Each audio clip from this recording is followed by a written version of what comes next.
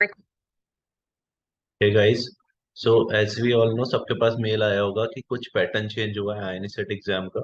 So let us discuss कि pattern change क्या हुआ है और उस पैटर्न से फायदा होगा या नुकसान। Okay. So the mail is कि बेसिकली एडमिट कार्ड अपलोड हो गया है और एक मॉक टेस्ट भी आपको मिल गया है। तो उस मॉक टेस्ट को जरूर देना है। ओके। तो you should definitely give that mock test. अब पैटर्न चेंज में what they are saying is कि scheme of the examination remains same. However, question paper will be divided into four parts. Currently, अभी तक क्या होता था कि there are no part distribution, ऐसे 200 क्वेश्चंस आते थे। अभी they have divided the question paper into four parts. What they are saying is on random basis. So ऐसा कोई सिस्टमैटिक डिस्ट्रीब्यूशन नहीं है कि जैसे फर्स्ट ईयर के सब्जेक्ट्स, जैसे पहले नीट में होता था कि फर्स्ट ईयर के subjects are in section A, second year के subjects are in section B and clinical subjects are in section C. ऐसा कुछ नहीं है, रैंडम डिस्ट्रीब्यूशन है। And each part is having 50 questions and you will get 45 minutes to solve each part. Clear?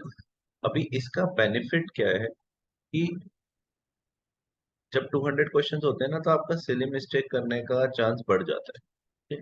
Also 200 questions होते हैं, तो आप किसी एक क्वेश्चन पे अगर स्टक हो और आप आगे भी बढ़ गए, तब भी आपका माइंड उसी क्वेश्चन पे ऐसे चलता रहता है कि हाँ, it was a easy question, मैंने पढ़ रखा है, वो गलत नहीं होना चाहिए, ऐसा है ना। अभी इन्होंने सिस्टमेटिक कर दिया कि आपको 45 मिनट्स मिलेंगे, 50 क्वेश्चंस के फोर पार्ट्स मिलेंगे, है ना।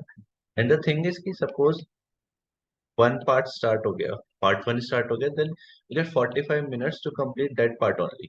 You can not go to part two without completing part one, and you will get complete 45 minutes for part one। तो उसका फायदा क्या है कि एक तो आप सिर्फ 50 क्वेश्चंस को ऐसे कंसंट्रेटेडली कर सकते हो। दूसरा फायदा ये है कि सपोज आपका 30 to 35 मिनट्स में हो गया पार्ट वन, तो आपके पास 10 to 15 मिनट्स है टू रिवाइज द क्वेश्चंस। तो ऐसे में आपके सिली मिस्टेक्स के चांस बहुत कम हो जाते हैं। ऑल्सो अगर कोई ऐसे कंट्रोवर्शियल क्वेश्चन है पार्ट वन में, वो भी अगर पार्ट वन सबमिट हो गया है एक बार, तो आपका फिर वो माइंड से आउट हो जाएगा, है ना, कि अब तो सबमिट हो गया है, पार्ट टू पे फोकस करना है। तो ऐसे ही सिस्टमेटिक हो गया है, इससे आपको काफी फायदा भी होगा। ऑल्सो दूसरा फायदा ये है कि आपको टाइम मिलेगा तो you can revise that part, है ना।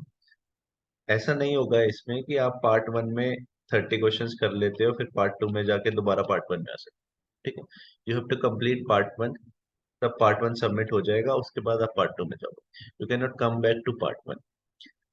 एंड फॉर बस एक ही ड्रॉबैक है कि थोड़ा सा नया अपडेट है, हम सब ने दूसरे टाइप के मॉक टेस्ट दिए हैं, दूसरे टाइप के जीटीज दिए हैं। तो बस वो थोड़ा सा ड्रॉबैक है कि हाँ, हमें थोड़ा वहाँ पे ऐसे एक्सपीरियंस सा नहीं लगेगा, ऐसा नहीं लगेगा कि हमने इस टाइप के टेस्ट दे रखे हैं। उसके लिए they have provided a mock test, और वो जरूर जरूर से देना है। ओके। ऑल्सो आपको और चीज क्या करनी है एग्जाम में अब, कि जैसे 50 मिनट्स, 50 क्वेश्चंस के लिए आपको 45 मिनट्स मिले हैं। तो टारगेट शुड बी कि आप 30 to 35 मिनट्स में इन 50 क्वेश्चंस को अटेम्प्ट कर लो। एटलीस्ट उन क्वेश्चंस को अटेम्प्ट कर लो आउट ऑफ दोस 50 जो आपको अच्छे से आते हैं, ताकि लास्ट के 10 to 15 मिनट में आपके पास 4-5 क्वेश्चंस बचे हैं जो आपको, जिसमें आप ऐसा तुक्का मारना चाहते हो, जिसमें आपको थोड़ा सा डाउट है, कंट्रोवर्शियल है, ताकि आप लास्ट के 10-15 मिनट्स में ये 4-5 क्वेश्चंस भी कर पाओ और साथ में इन 30 to 35 क्वेश्चंस को आप रिवाइज भी कर पाओ। क्लियर? तो अच्छा अपडेट है, आपके फायदे का अपडेट है। बट ये है कि इट्स अ न्यू अपडेट, तो ऐसे अपना कॉन्फिडेंस कम नहीं करना। यू नो एवरीथिंग, अपने जीटीज दिए हैं, बिल्कुल उसी टाइप का है। And it is systematizing your exam day. Okay. आपका जो एग्जाम डे का 3 आवर्स है, उसको सिस्टमेटाइज कर रहा है खुद से। So just stay confident and keep going. All the best guys.